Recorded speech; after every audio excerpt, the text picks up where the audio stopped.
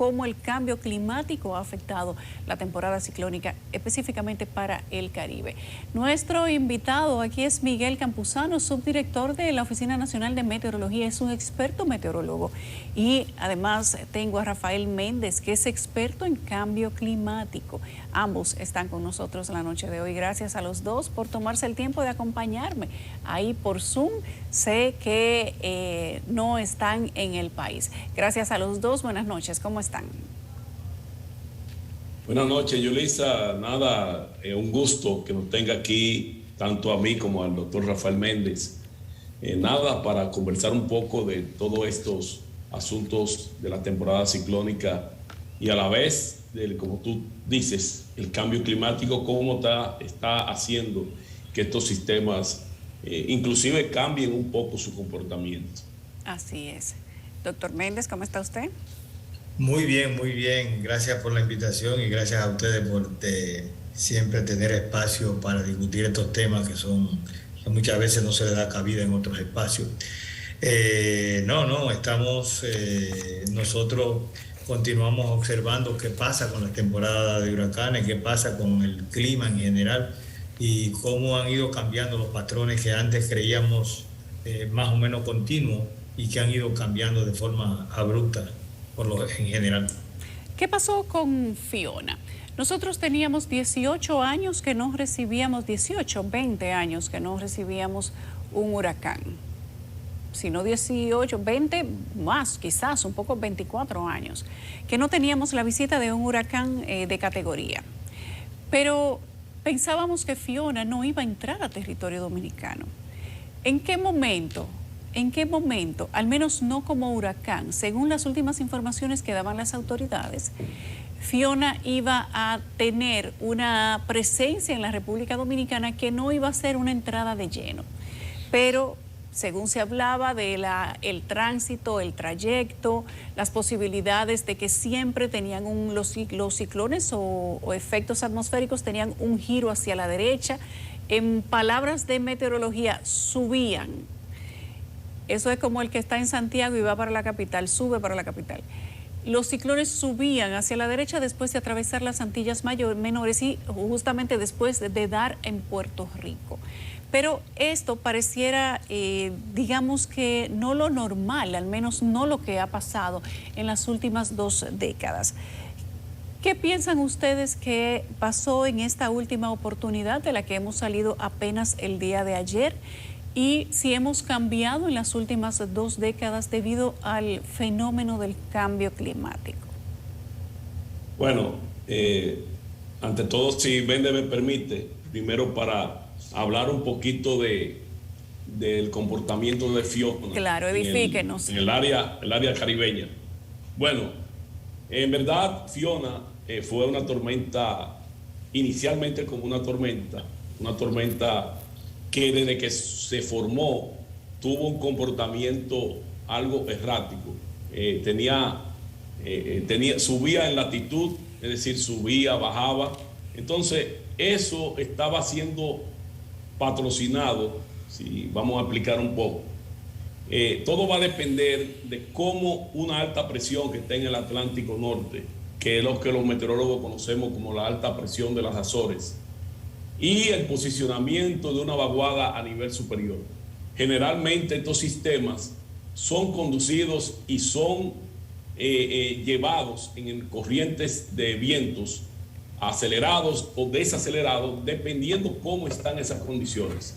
Entonces, Fiona tuvo algo también que inicialmente se forma a varios cientos de kilómetros al este de las Islas Sotavento. Entonces, en ese momento, ese sistema de alta presión conducía a Fiona prácticamente hacia un oeste franco. Fíjense que mantuvo mucho tiempo un oeste franco hasta llegar aproximadamente a la cercanía de la vecina isla de Puerto Rico. Entonces, ahí el fenómeno comenzó a moverse muy lentamente, inclusive por bastante tiempo a una velocidad de 13 kilómetros por hora. Entonces, si ustedes se dan cuenta, el avión cazahuracán de los Estados Unidos visitó varias veces y venía un avión cazahuracán, investigaba a ver cómo andaban el centro, porque el centro estaba haciendo a la vez muy dificultoso obtener ese centro de presión mínima, que es lo que detectan los aviones cazahuracanes. Con esa información luego se hacen nuevamente las proyecciones para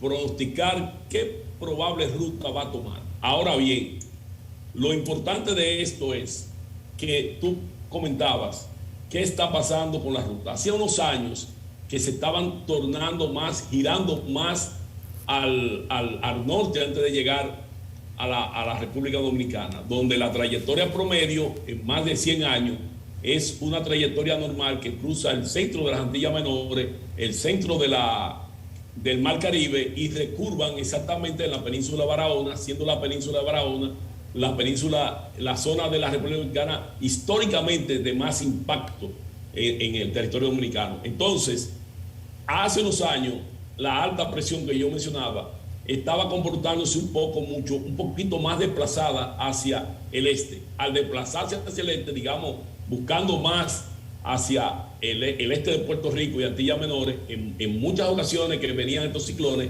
pues estaba produciendo el giro más antes de llegar a la República Dominicana. La vaguada también hace su trabajo, ese posicionamiento muy diferente, por ejemplo, a cuando pasó el huracán Georges. Cuando pasó el huracán Georges en el año 1998, la alta presión entonces se proyectaba hasta la Bahama y la llevaba más a un rumbo oeste de Franco. Entonces, yo no sé si el doctor Méndez ahora quiere hablar un poquito, para darle la palabra a él, con el tema del cambio climático. ¿Qué variaciones están ocurriendo? Porque sí, yo voy a dar una introducción en parte, y es que lo que siempre se le ha dicho del cambio climático es que estos huracanes iban a ser cada vez más intensos en el hemisferio norte y en la cuenca atlántica donde nosotros nos encontramos. Doctor Méndez. Sí, como muy bien explica el amigo Campuzano. Yo soy un analista yo analizo la meteorología. Por ejemplo, cuando yo oigo a Campuzano, que habla más o menos en la misma tesitura que hablo yo, es diferente a la tesitura que habla un informador del tiempo. Y eso yo quiero puntualizar. De lo que Campuzano me está hablando es mi libro más reciente. ¿Clima? Se llama Centros Reguladores del Clima del Caribe. Este libro lo publiqué justamente la semana pasada y lo voy a ir a presentar a República Dominicana. Permíteme el anuncio. Sí. Y es justamente una de las cosas que regula, que modula el clima del Caribe es el anticiclón de las Azores. Ese anticiclón de las Azores modula tanto el clima del Caribe, que es el que permite, por ejemplo, que muchas veces nosotros vemos algo tan sencillo como el sargazo que viene del mar de la Sargazo y que muchas veces comienza primero a llegar a Barahona e incluso se pasa entre el Golfo de México y Cuba y entre Cuba y la parte del Golfo de la península de Yucatán, llegando al Golfo de México y no llega muchas veces a la parte este de República Dominicana. De manera que cuando viene a llegar en el año es porque el anticiclón se ha aflojado, ha disminuido su presión y entonces llega fuertemente a Punta Cana, a Puerto Rico y a esa zona. Ese anticiclón modula qué es lo que está pasando en el Caribe con las ondas que salen del oeste africano. Entonces, yo tuve una reunión, justamente me parece que fue el día viernes, con unas personas que me llamaron para consultarme de la UAS, y justamente una de las cosas que yo expliqué fue: este huracán, al pasar el Caribe, se va a hacer categoría 1. Las aguas del Caribe tienen demasiado temperatura para que esa masa nubosa que tenía esos vientos cortantes que decía hace un momento Campuzano. Si nota, los vientos cortantes lo único que en este huracán hacían era desplazar esa masa nubosa hacia el este, lo cual no era normal en un huracán.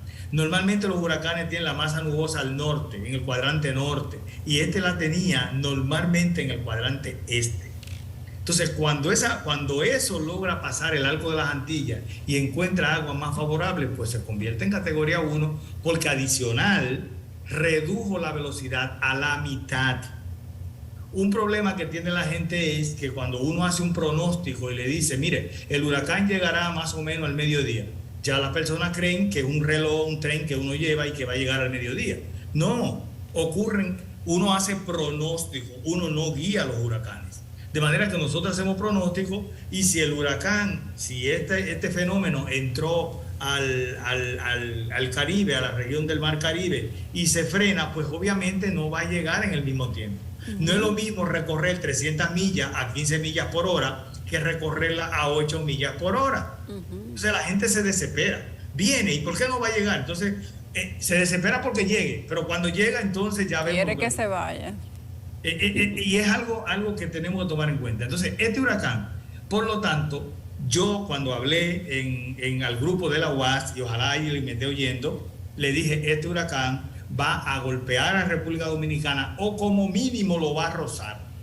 E independientemente de lo que pase, va a afectar el área este de la República Dominicana.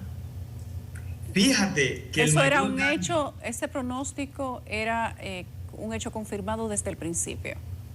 Para mí sí, y lo pueden preguntar a los profesores que reunió todo su equipo, el doctor, el licenciado, el rector Beltrán, para poderle explicar y poder dedicar los 2 días, el lunes y el martes, cerrar la universidad. Por eso se cerró la universidad antes, porque yo... Méndez, por favor, qué bueno que explicaste lo de o un golpe o rozar. Exacto. Y tú has dado una palabra clave, pronósticos.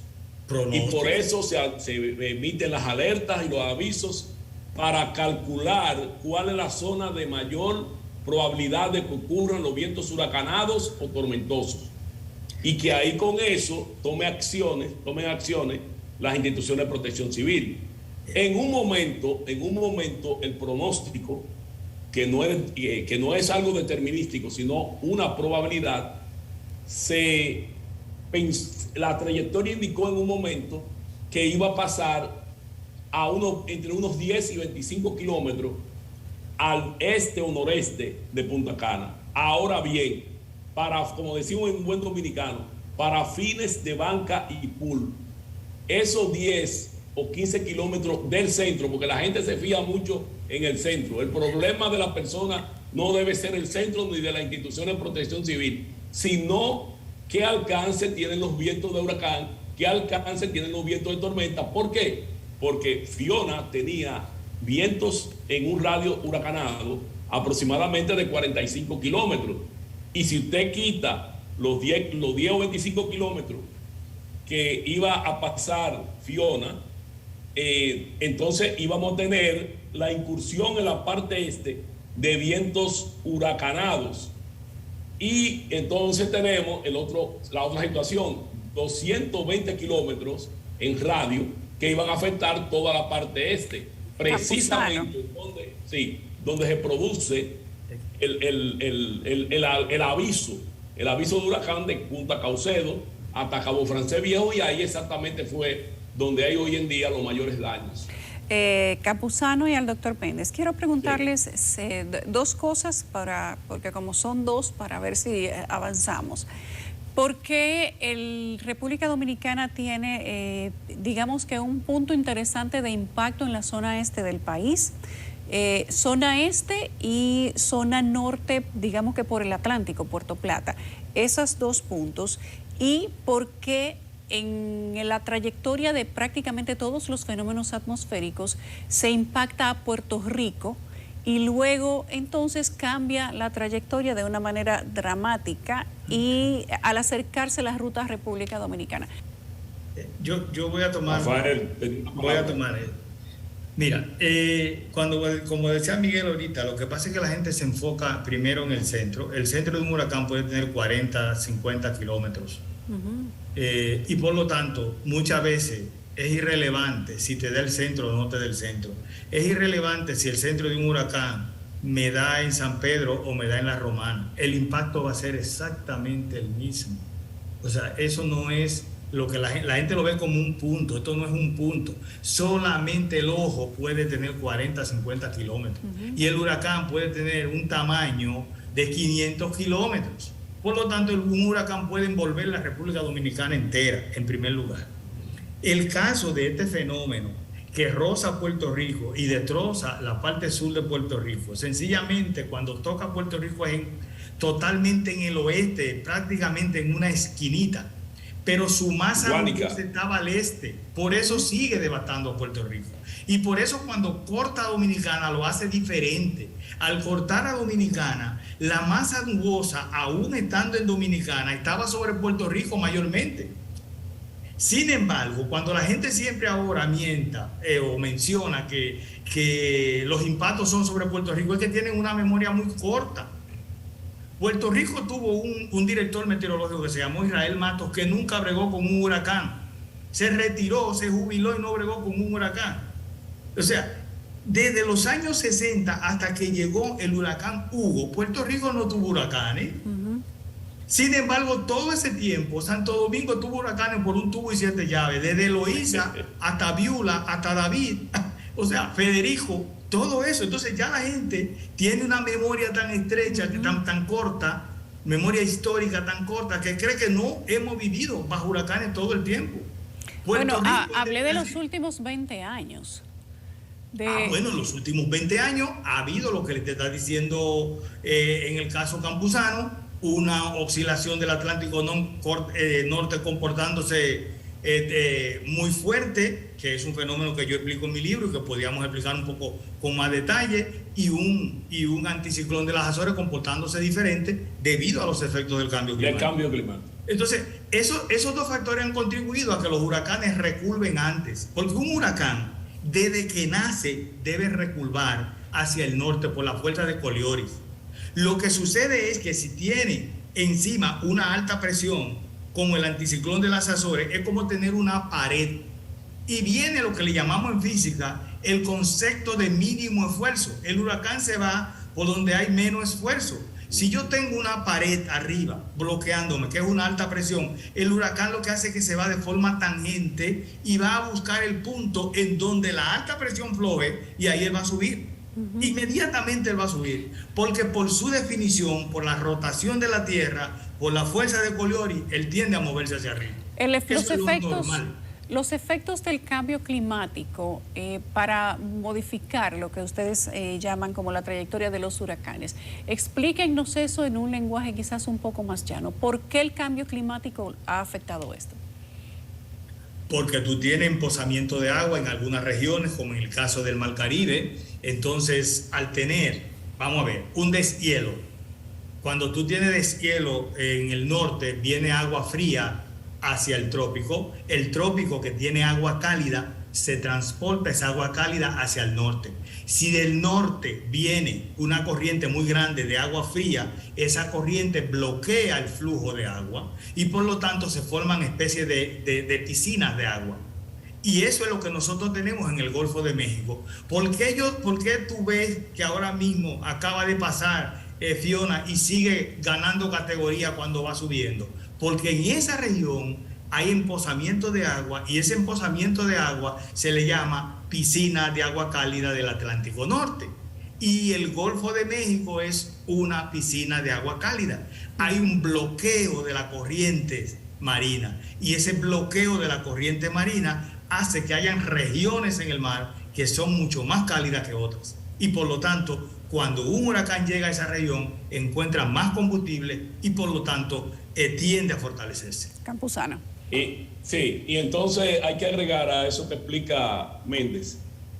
Existen también otras variaciones. Con el asunto del cambio climático ya se tenía pistas, los investigadores habían demostrado que íbamos a tener, por ejemplo, por más tiempo o con más frecuencia fenómenos, por ejemplo, del Niño o de la Niña. Entonces, la Niña y el Niño producen toda una perturbación en los sistemas atmosféricos que rigen normalmente a nuestras cuencas. Por ejemplo, cuando tenemos Niño, el anticiclón el anticiclón de las Azores que menciona Méndez se desplaza un poco más hacia el este. Entonces, ahí cuando está sucediendo eso, fíjense que cuando tenemos niños la cantidad de ciclones tropicales disminuye. Mientras tanto, entonces los huracanes que se puedan formar entre las Islas Cabo Verde y Antillas Menores tienden a recurvar.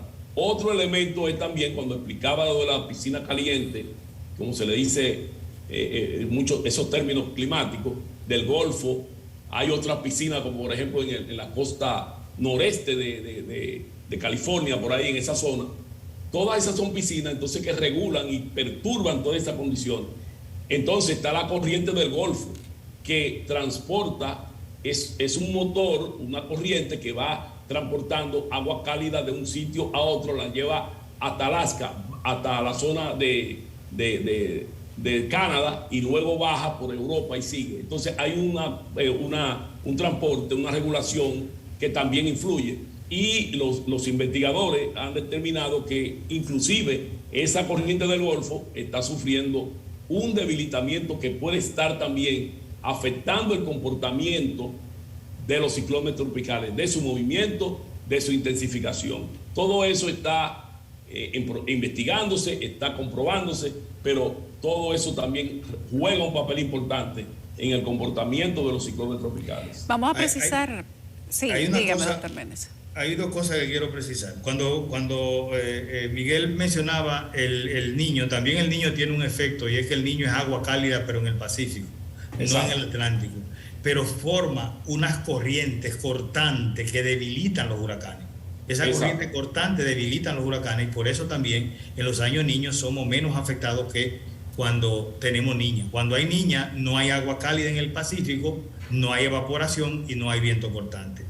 Pero yo quiero matizar algo. Mira, es que la gente tiene que poner en perspectiva lo siguiente. Cuando yo oigo los datos, yo que estoy en Puerto Rico y conozco la República Dominicana porque soy dominicano, miro los datos y la gente no dice, se destruyó Puerto Rico, el sur de Puerto Rico. Mira, el área impactada en Puerto Rico es similar. Si tú tomas las provincias, te voy a decir las provincias: Romana, Altagracia, Ceiba, Atomayor, María Trinidad Sánchez, Duarte y Samaná, tienen el mismo territorio que la isla de Puerto Rico.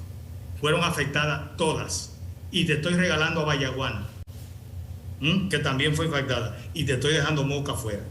Esa región, exacto, esa región tiene el mismo tamaño que Puerto Rico, la que te he mencionado.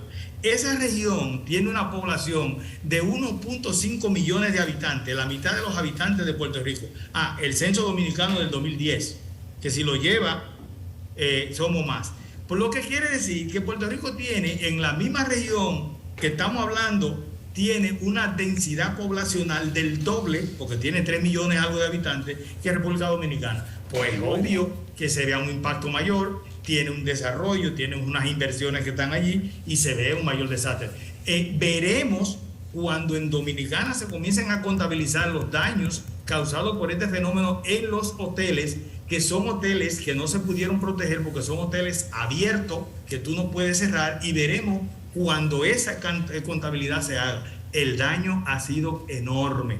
El daño no solamente es material, sino también humano. Hay que contabilizarlo, hay que verlo. Los daños fueron casi similares. Bien, gracias a los dos, gracias a Miguel Campuzano, subdirector de la UNAMED, experto meteorólogo, y también a nuestro experto en cambio climático, el doctor Rafael Méndez. Este es un tema que vamos a ampliar más adelante porque le queda un tiempecito todavía a la temporada ciclónica y parecería que podríamos tener nuevas visitas, ojalá que no, pero es de esta manera. Gracias a los dos, qué placer haberlos tenido esta noche, aunque sea un poco de distancia.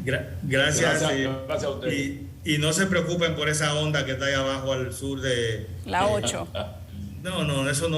Eso puede dejar un oleaje y alguna que otra lluvia, pero no vamos a mencionarle a la gente eso porque la gente está bastante nerviosa. Ahora tenemos que salir de lo que pasó. Exacto, primero. Gracias. Esa no es. Esa no viene para acá. Bueno, gracias a los dos, el doctor Miguel Campuzano y el doctor Rafael Méndez.